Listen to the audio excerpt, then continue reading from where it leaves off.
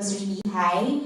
So, yung regular menstruation period ko affected na. So, when I had myself checked, so it was diagnosed that yung nutritional requirement ko is not enough to sustain yung mga regular body processes. So, when I took Herbalife, I recognized na naging, kumbaga, regular pa rin yung kumbaga yung mga female processes natin.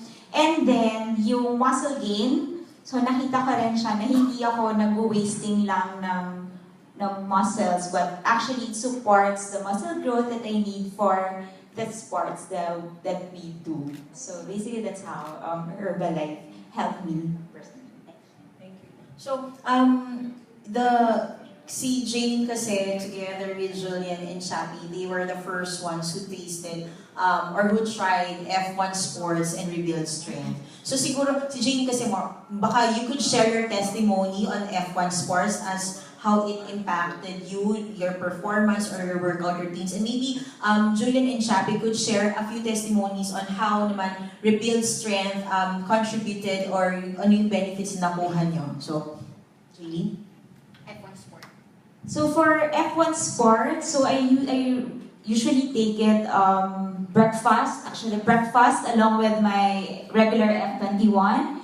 And then before training and then after training. So ganun ko siya tinitake talaga. Kasi napansin ko mas less yung pagod after the training. So even though after office and then I do the training after work, so taking Herbalife 24 shake makes me feel parang ano pa rin, active. So I can still do yung after yung mga house chores. So yun, even if ganun ka-toxic yung or ka-busy yung day, I can still do all the activities without feeling really tired or exhausted. So that's what I've observed when I took Herbalife 24 shake. Okay. Before I proceed, I just want to take a look at the screen. That was me before I was a member of the team, Herbalife. Because before ang natural inclination natin is when we do sport, when we do hard sport, it's like a license to eat. Okay? A lot of people still think that way now, but when I joined the team Herbalife and really get into the nitty-gritty or the scientific approach of getting a proper nutrition, I actually lose weight without losing power. Okay, some people when they diet, they take out away foods and all those stuff just to lose weight. But unfortunately, you also lose muscle mass and then you end up weak.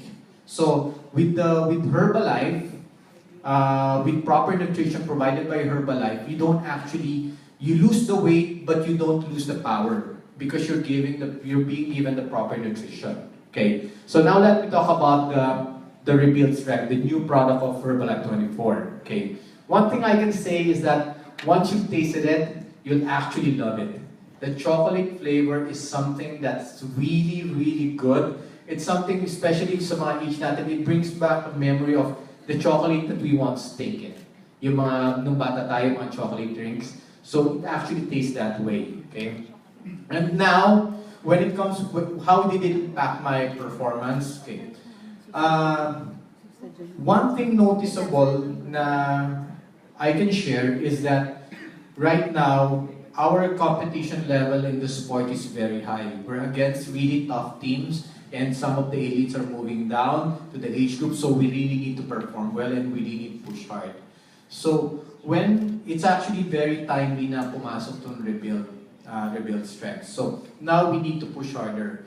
Before, when we need to push at the level we're pushing right now in terms of training, not even the sport yet, not even during competition, just the training, is that we usually burn ourselves out. Okay? So, ngayon, with the introduction of the Rebuild Strength H24, we actually feel better the following day, even if we push harder the day before. Okay? we can actually, I mean, there's still soreness. I mean, I'm not going to lie na walang soreness, that you feel great and stuff. No, we still feel soreness, but the thing is that we can push harder. Thus, even if you start feeling this way, even if that also affects your mental, that now I can do better. So it's an overall impact na nangyayari sa amin. So it also helps our mental capacity to push a little bit harder because we know that we are being supported, our body is being supported by this kind of nutrition. So now, instead of just limiting myself because this is what I can do, because this is what I'm used to doing, now we can push harder because there's a new product that actually supports the recovery if we push really, really hard.